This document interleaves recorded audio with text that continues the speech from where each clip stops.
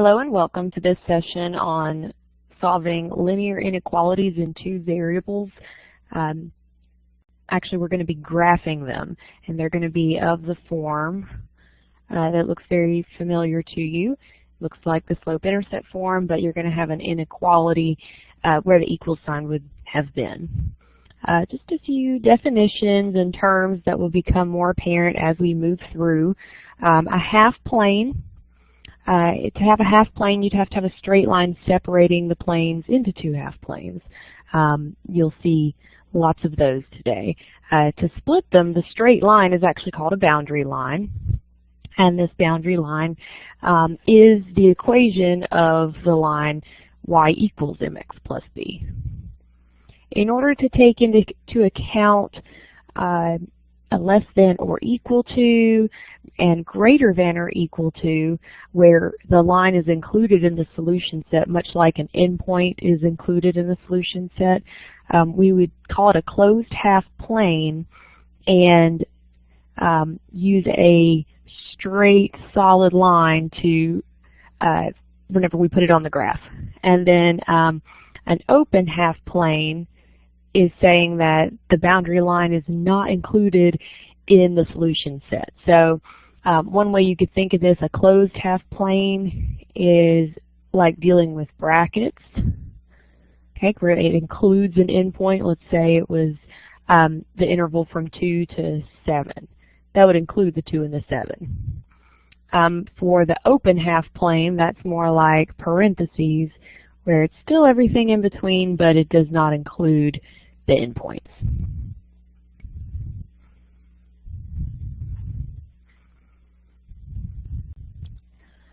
These notes are going to be really great to reference as you move through the lesson. You may wish to pause right now and copy them down so that you can reference them as we go through the examples. The first thing that we'll do is simply graph what the boundary line should look like. You want to know whether it should be a solid line or a dashed line. And it's easy to tell. If it's a solid line, you're going to have the or equal tos. And if it's a dashed line, it means you don't have the or equal to, the equals part underneath that, the less than or greater than. Okay, so that's just something that you note from the beginning. Whatever kind of symbol you see, just make a note, is it solid or dashed? From there, or before that even, you can just replace that symbol with an equal sign and graph it like you already know how to do. The next step is very important. It's very important that you use a test point to determine what side you need to shade. And basically, we're going to be using the origin as much as possible. We'll plug in the point 0, 0, the origin. The only time you would not use that point is if it were already on the line. Okay, so you have to pick a point that's on either side, and all of this is going to make sense once we start doing them. If you plug in the point and it's true, then you're going to shade on the side where the test point is. If you plug it in and you get something that doesn't make any sense, then you shade the other side where the test point was not included. And again, there, the origin is a good point to use as your test point. So without further ado, let's get started. Okay, so our first step is to graph the boundary line. I like to make note of what the line's going to look like because it's just something that makes it make more sense and flow better for me. So because it's an or equal to, I know that my line is going to be a solid line. So now that I've determined that, I'm going to replace the inequality symbol with an equal sign and graph the line. I'm going to graph all of these by putting them into slope-intercept form. There are other ways.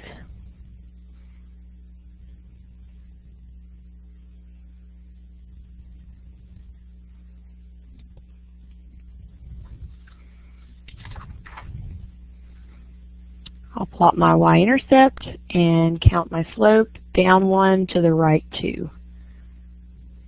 And we'll do several points just so I can attempt to make a nice straight line. It is always difficult using this sort of pen to make it a nice pretty line, but my goal here is to connect all those dots with a solid line.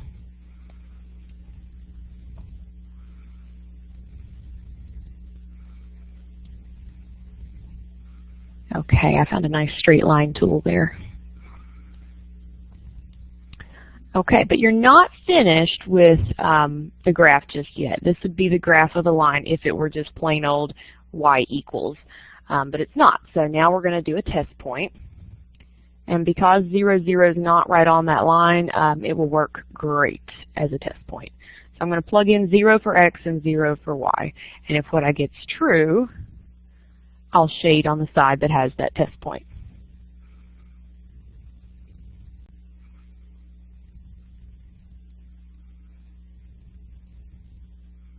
I get 0 is less than or equal to 8, which is a true statement. So because it's true, I'm going to shade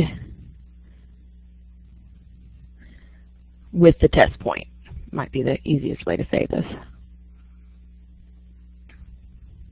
Okay, so since our test point was right there, shading is going to take place on that side of the equal sign.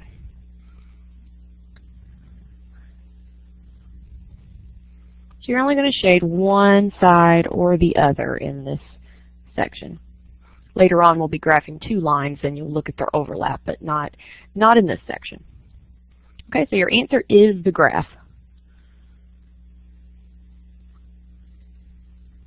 Let's do another one.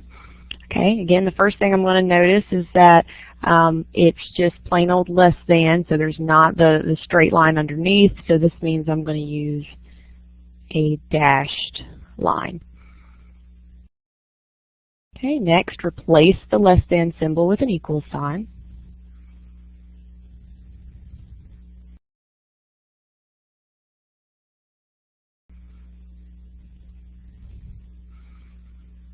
Oops.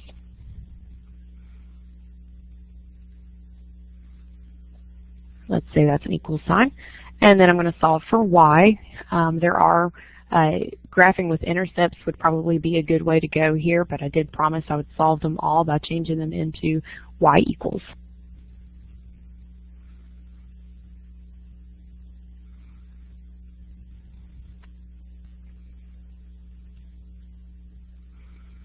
Okay, we'll divide everything by 4.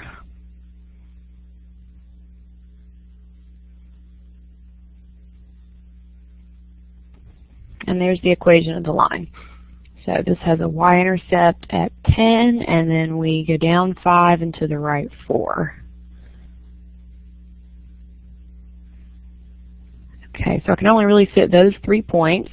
When I go to do the line, I need it to be a dashed line.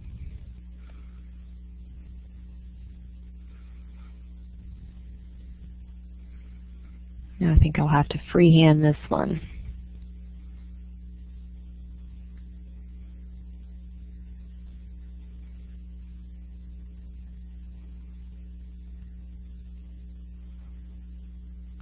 Okay, so there's the line. Again, the dashed line means that any point on that line does not is not a solution to that equation, and you could certainly play with it and check by plugging in one of the points on the line. It's going to give you a false inequality, but easiest thing to do for your test point is to pick the origin as long as it's not on the line.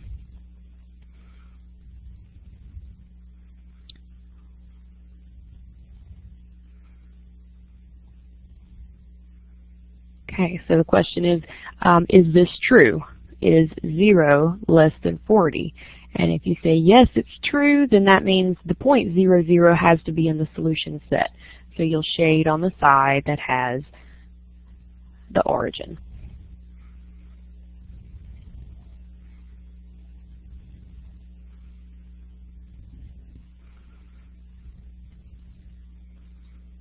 We're going to look at 3 more problems. Okay, so I'm noticing that I need to have a nice solid line because of the or equal to part.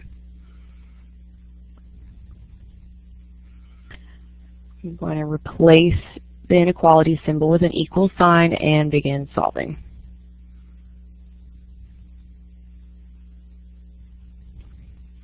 First thing I notice is I have 3y on both sides, so that means the y's will cancel out completely.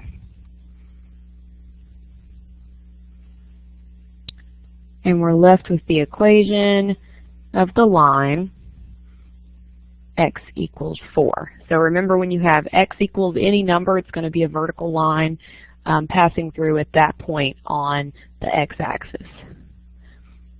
And remember, it's going to be a solid line.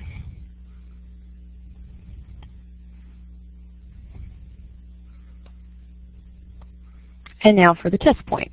So again, I'm going to plug in zeros into the original equation.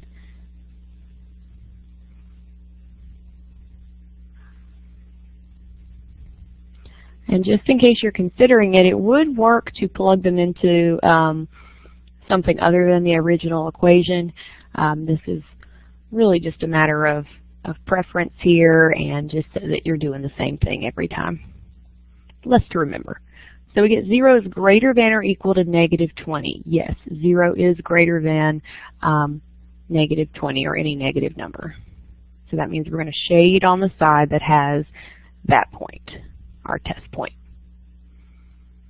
So you may have picked a test point 1, 1, and 1, 1 would still end up being a true inequality, so you would still shade on that side. Anything that you pick to the left of that line is going to make it true. Okay, first thing I notice is that I'm going to have to use a dashed line, and I'm going to replace the inequality symbol and begin solving.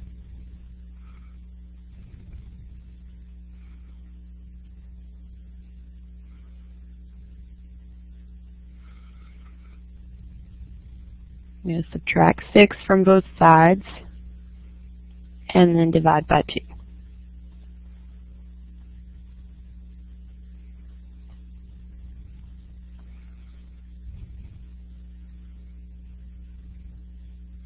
Down 1 to the right 2.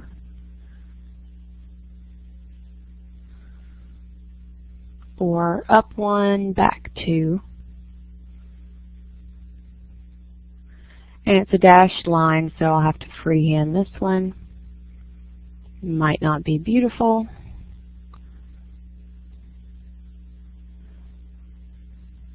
But we're not being graded on that. Okay, as long as I can tell whether it's dashed or solid, you're good to go. So don't make it to where I have to guess. If you're having to, I'm sorry, I'm getting that from teaching face-to-face classes. In Hawks, it will have you select between dashed or solid lines, so there's really not any guesswork there for me. Okay, do your test points. I'm going to plug in a 0 for x and a 0 for y.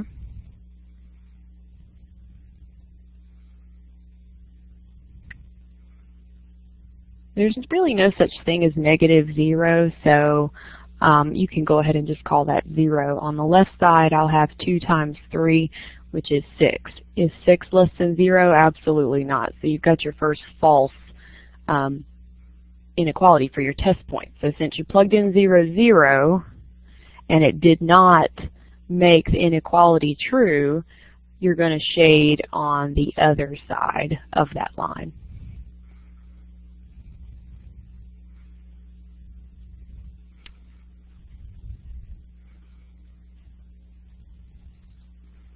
And on to our last example. I'll need a dashed line.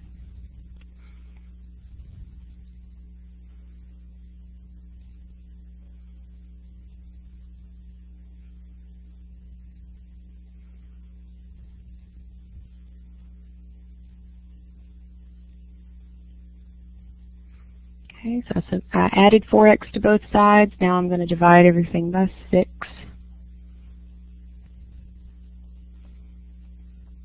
Four over 6x will reduce to 2/3 x. Always reduce any fraction. Okay, and I need to keep in mind this is going to be dashed. Up 2 to the right 3. And that's the same as going down 2 and back 3.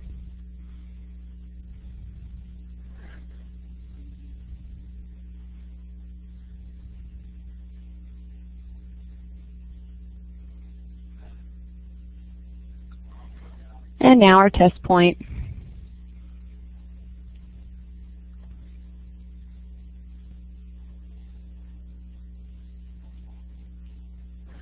So I'd have 0 minus 0 on the left, giving me 0.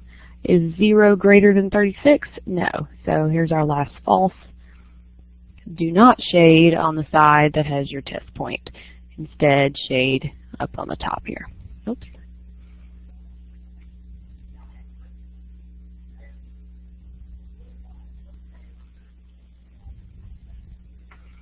And that concludes this lesson on graphing linear inequalities.